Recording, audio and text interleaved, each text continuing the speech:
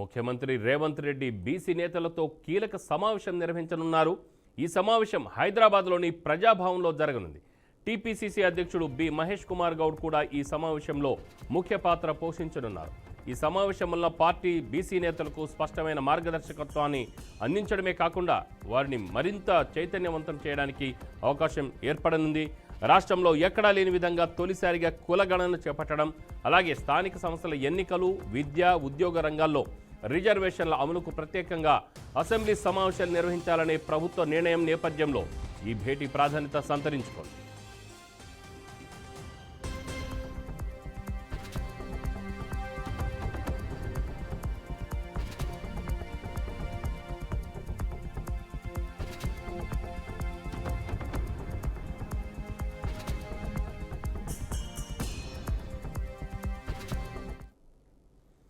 దీనిపై మరింత సమాచారం మా output editor Venkat phone line అందిస్తారు. వెంకట్. రామారావు, ప్రజాభవన్లో తెలంగాణ సీఎం రేవంత్ రెడ్డి అధ్యక్షతన బీసీ నేతలతో కీలక సమావేశం కాసేపట్లో ప్రారంభం కానుంది. ఈ సమావేశానికి టీపీసీసీ అధ్యక్షుడు బీసీ కీలక నేత మహేష్ కుమార్ గౌడ్ కూడా అటెండ్ అవబోతున్నారు. ప్రధానంగా రిజర్వేషన్ అంశంపైనే చర్చించేందుకు ఈ భేటీకి ప్రాధాన్యత సంతరించడం చెప్పుకోవాలి. ఎందుకంటే రీసెంట్ గా కులగన్న అంశం ఎంత పెద్ద స్థాయిలో హైలైట్ అయింది, ఏ విధంగా దాని మీద విమర్శలు వచ్చాయి ఏంటి, స్థానిక సంస్థల ఎన్నికల్లో బీసీలకి 42% రిజర్వేషన్ కల్పించాలని ఏదైతే ప్రభుత్వం టార్గెట్ గా పెట్టుకుందో ఆ అంశం పైన త్వరలోనే స్థానిక సంస్థల ఎన్నికలు రాబోతున్న నేపథ్యంలో విద్య ఉపాధి అదేవిధంగా ఉద్యోగ రంగాల్లో వారికి ఇవ్వాల్సిన బాధ్యత, వాళ్ళకి ఇవ్వాల్సినటువంటి న్యాయపరంగా రావాల్సిన రిజర్వేషన్ల వాటా ఖచ్చితంగా ఇవ్వాల్సిన అవసరం ఉందనంటూ ఈ భేటీలో ప్రధానంగా చర్చించే అవకాశం అయితే స్పష్టంగా కనిపిస్తుంది. ఎందుకంటే కులగణ అంశం పైన బీసీ రిజర్వేషన్ సంబంధించి ఇప్పటికే బీజేపీ నుంచి పెద్ద ఎత్తున విమర్శలు వెలువెత్తున్నాయి. నిన్న కూడా బండి సంజయ్ చాలా పెద్ద ఎత్తున విమర్శలు చేశారు. కేవలం కంప్లీట్ గా బీసీలకి 42% ఇస్తామంటే తమకు ఎలాంటి ఇబ్బంది లేదు, కానీ ఒక మైనారిటీ వర్గాలను కలిపి రిజర్వేషన్లు షేర్ చేస్తామంటే మాత్రం కుదరదు. వాళ్ళని ఎక్స్క్లూడ్ చేసి, అంటే వాళ్ళని తొలగించి వీళ్ళకి పూర్తి స్థాయిలో బీసీలకు ఇస్తేనే మాత్రమే ఆ బిల్లు సంబంధించి బిల్లు పాస్ అవుద్ది పార్లమెంటో, లేదంటే అవ్వనేమో అని నేరుగా ఆయన బండి సంజయ్ నేరుగా వ్యాఖ్యలు చేసిన నేపథ్యంలో ఈ ప్రాధాన్యత కూడా చాలా సంతరించని చెప్పుకోవచ్చు. బీసీ కీలక నేతలతో ఆయన ఏం చెప్పబోతున్నారు ఏంటి అనేది కూడా చాలా ఆసక్తికరంగా మారింది. ఎందుకంటే వాళ్ళు ఇప్పటి నుంచి ప్రభుత్వం ఏదైతే స్టార్టింగ్ నుంచి కూడా స్టాండ్ గత ప్రభుత్వాలు అన్యాయం చేసే బీసీలకి పూర్తి స్థాయిలో వాళ్ళకి రావాల్సినటువంటి రిజర్వేషన్ వాటా ఇవ్వలేదు అనేది కాంగ్రెస్ ప్రభుత్వం చెప్తోంది. సో దాన్ని మేము సరిదిద్దుతూ పూర్తి స్థాయిలో 42% రిజర్వేషన్ కల్పిస్తామని బలంగా చెప్పుకుంటూ వస్తుంది. దానికి సంబంధించిన బిల్లు అవన్నీ కూడా రెడీ చేస్తున్నారు. ఇప్పటికే అసెంబ్లీలో పెట్టారు, ఆ బిల్లు పెట్టారు కూడా. అది పార్లమెంట్ కు పోయి యాక్సెప్ట్ చేయాలంటే ఏదైతే విపక్షాలు లేవనెత్తున్నటువంటి ప్రశ్నలు ఏవైతే ఉన్నాయో కంప్లీట్ గా వారందరికీ బీసీలకి మాత్రమే పూర్తి స్థాయి 42% రిజర్వేషన్ ఇస్తామంటే మాత్రమే బిల్లు పాస్ చేస్తాం, చేయను అంటూ బీజేపీ లేవనెత్తుందో ప్రశ్నలు కొన్ని. దీనిపైన కీలకంగా చర్చించే అవకాశం ఉంటుంది. వాళ్ళకి ఎటువంటి హామీ ఇవ్వబోతున్నారు, ఏ విధంగా ముందుకెళ్ళాలి, వాళ్ళకి ఒక స్థానిక సంస్థలు కావచ్చు చట్టపరంగా రావాల్సిన రిజర్వేషన్ పట్ల బీసీ నేతలకు ఎటువంటి హామీ ఇస్తారనేది కూడా చాలా ఆసక్తికరంగా మారింది. రామారావు. రైట్ వెంకట్, చూస్తే ఇప్పుడు నిన్నటి దినం కేంద్ర మంత్రి బండి సంజయ్ అయితే 42% రిజర్వేషన్స్ కేవలము బీసీలకు మాత్రమే ఇవ్వాలి, అందులో ముస్లింలు అంటే మైనారిటీ రిజర్వేషన్ కలపవద్దు అని కూడా ఆయన గట్టిగా చెప్పారు. ఒకవేళ ఆ విధంగా ఉంటే మాత్రం మేము ఆ బిల్లుని పాస్ కానియకుండా అడ్డుకుంటామని కూడా స్ట్రాంగ్గా ఆయన ఒక డోస్ ఇచ్చినట్టే మాట్లాడారు. సో ఈ నేపథ్యంలో కాంగ్రెస్ పార్టీ ఈరోజు అంటే ముఖ్యమంత్రితో జరుగుతున్న ఈ సమావేశం ఏదైతే ఉందో ఈ సమావేశంలో ఎలాంటి నిర్ణయం వచ్చే అవకాశం ఉంటుంది?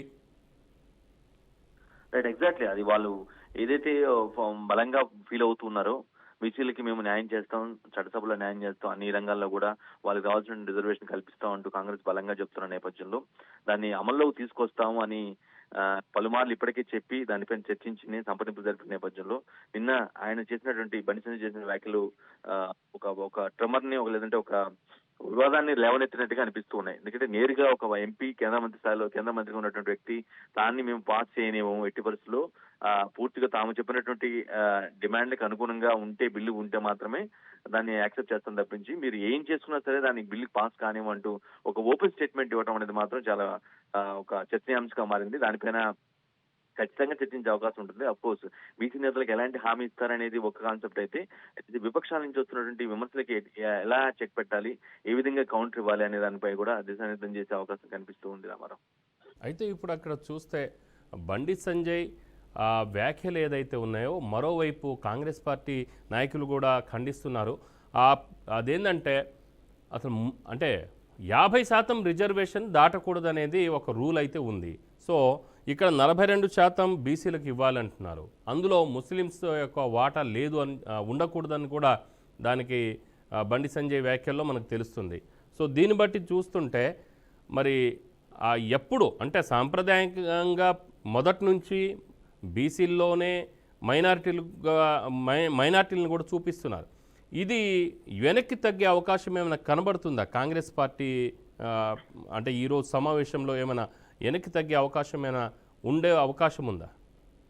వెయిటింగ్ సారాంశం మొత్తం కూడా యాక్చువల్లీ మీరు ఏదైతే లేవనెత్తారో పాయింట్, ఖచ్చితంగా ఆ పాయింట్ మీద జరిగే అవకాశం అయితే కనిపిస్తుంది. వాళ్ళకి ఆ నేతలకి ఎలా ముందుకెళ్ళాలి, ఎలా దాన్ని చేయాలి, ఎలాంటి అష్యూరెన్స్ ఇస్తారు, ఎలాంటి హామీ ఇస్తారనేది ఒక ఆస్పెక్ట్ అయితే, రెండోది ఖచ్చితంగా ఈ ముస్లింని అంటే మైనారిటీని ఇంక్లూడ్ చేసి వీళ్ళు కల్పిస్తారా, లేదంటే వాళ్ళని పక్కన పెట్టి వాళ్ళకి సపరేట్ గా ఉన్న రిజర్వేషన్ కల్పిస్తారా, బీసీలకి రావాల్సినటువంటి జనాభా ఆధారంగా, జనాభా సంఖ్య ఆధారంగా వాళ్ళకి రావాల్సినటువంటి రిజర్వేషన్ కంప్లీట్ గా వాళ్ళకే వర్తింపు చేస్తారా అనేది కూడా చాలా అంటే చాలా ఆసక్తికరంగా మారింది. ఖచ్చితంగా దాని మీద చర్చించే అవకాశం అయితే కనిపిస్తూ ఉంది.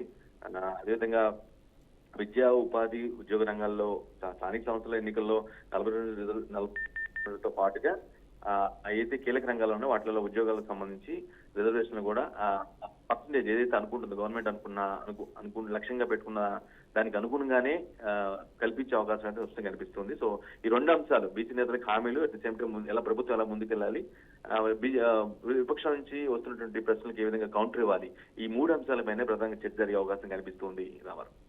Right Venkat, thank you.